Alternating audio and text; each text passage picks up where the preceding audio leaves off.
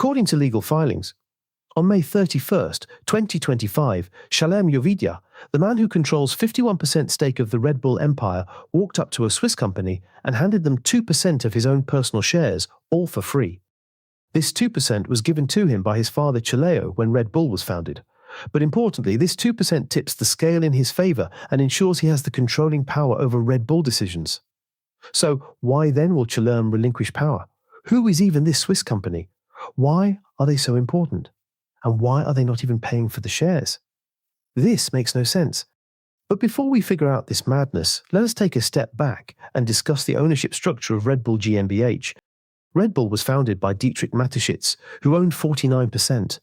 But Dietrich was just a marketer.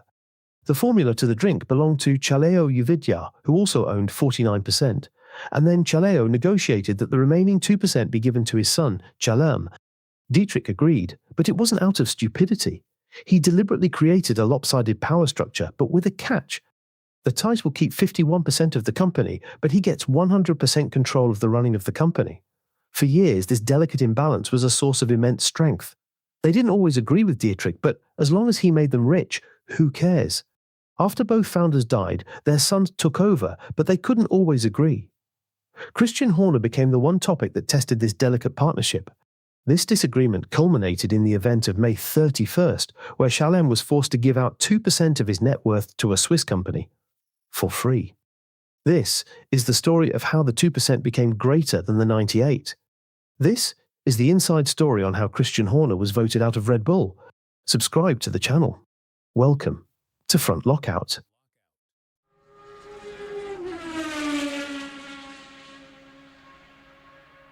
Chapter 1. The Foundation of an Empire.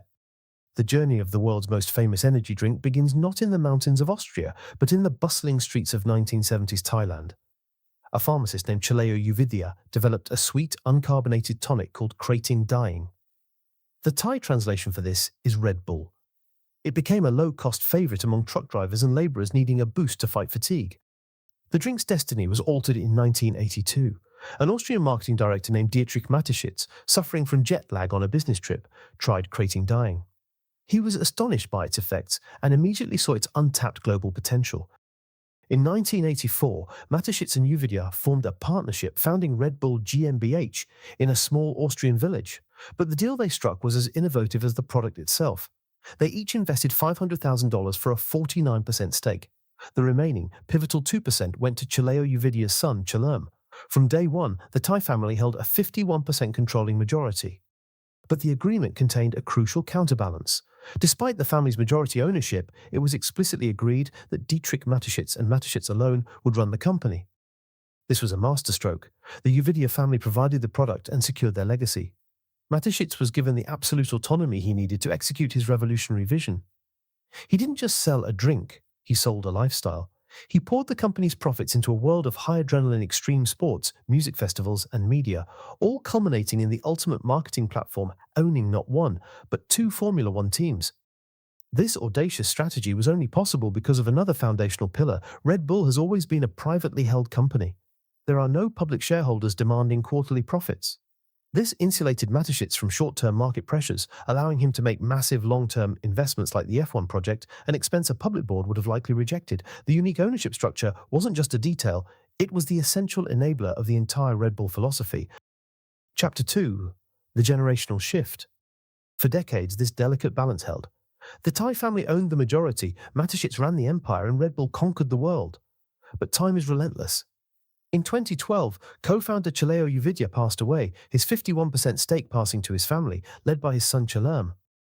Then, in October 2022, the empire's visionary leader, Dietrich Mateschitz, died. His passing marked the end of an era and created a massive power vacuum. His 49% stake was inherited by his son, Mark Mateschitz. With both founders gone, a new leadership structure was needed.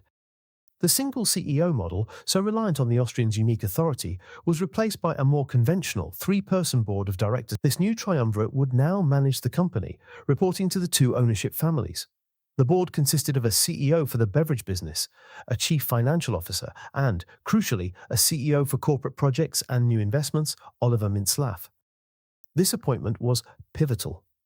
Oliver Mintzlaff, the former CEO of the highly successful RB Leipzig football club, was now the most powerful executive overseeing Red Bull's entire global sports empire, including both Formula One teams.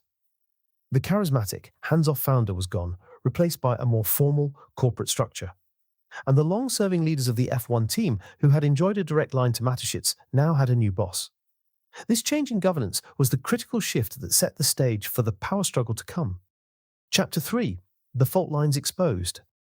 The new corporate order was tested almost immediately. In early 2024, allegations of inappropriate behavior were made against Red Bull Racing's team principal, Christian Horner. The parent company in Austria launched an internal investigation. Horner was ultimately cleared.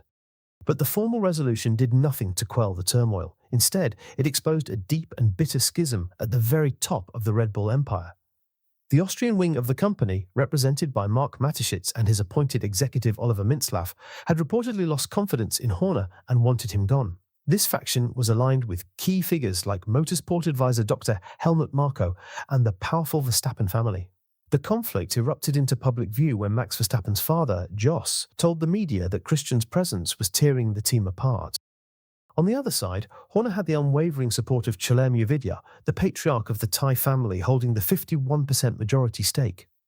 For months, a tense public deadlock ensued. It was a damaging spectacle for a brand built on an image of absolute control. Then, on May 31st, 2025, a quiet corporate maneuver broke the stalemate. A legal filing revealed that Chalermo Vidya had transferred his personal 2% shareholding, the very shares that guaranteed his family's majority, to a Swiss trust company. The immediate interpretation was that this equalized the power, reducing the Thai holding to 49% and allowing the Austrian faction to force Horner out. However, a more nuanced analysis suggests this wasn't a surrender of power, but a sophisticated reinforcement of it. By placing the shares in a neutral trust, the Uvidya family retained their 51% controlling interest but installed an impartial arbiter to break strategic deadlocks, precisely the situation they were in. It was a move to stabilize the company and protect it from a damaging internal war. The effect was decisive. Just 5 weeks later, Christian Horner was gone. His dismissal, according to sources, was sanctioned by the Swiss trust company.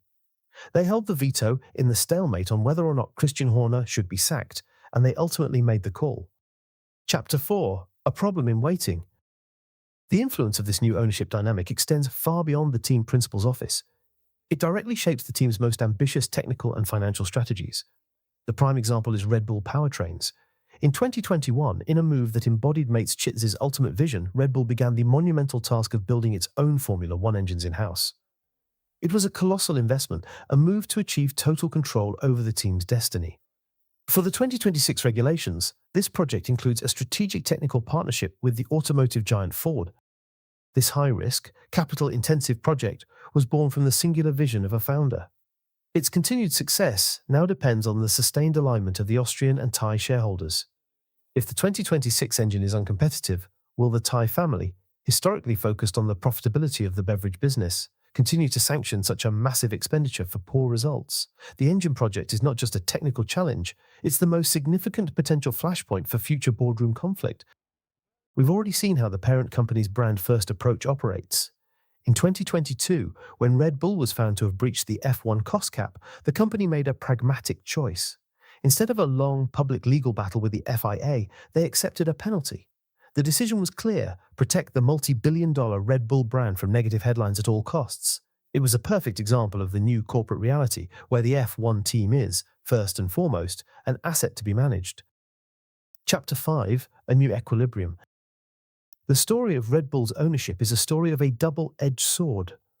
For decades, its unique private, dual family structure was the source of its strength, giving Dietrich Mateschitz the freedom to build a global marketing empire with a Formula One team at its core.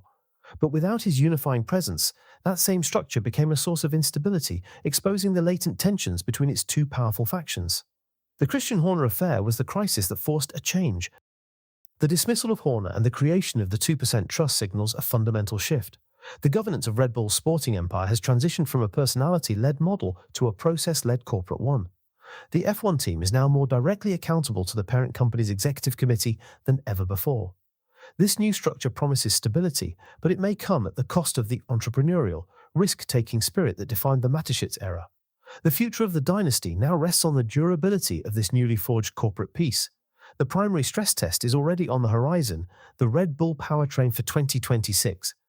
Its performance will be a direct reflection of the boardroom's ability to maintain a unified vision. The recent turmoil, while damaging, has shown that both the Mateschitz and Uvidya families are ultimately committed to protecting their shared multi-billion-dollar asset. The future dominance of Oracle Red Bull Racing on the Formula One grid is now inextricably linked to the strength of this new, and as yet unproven, corporate equilibrium.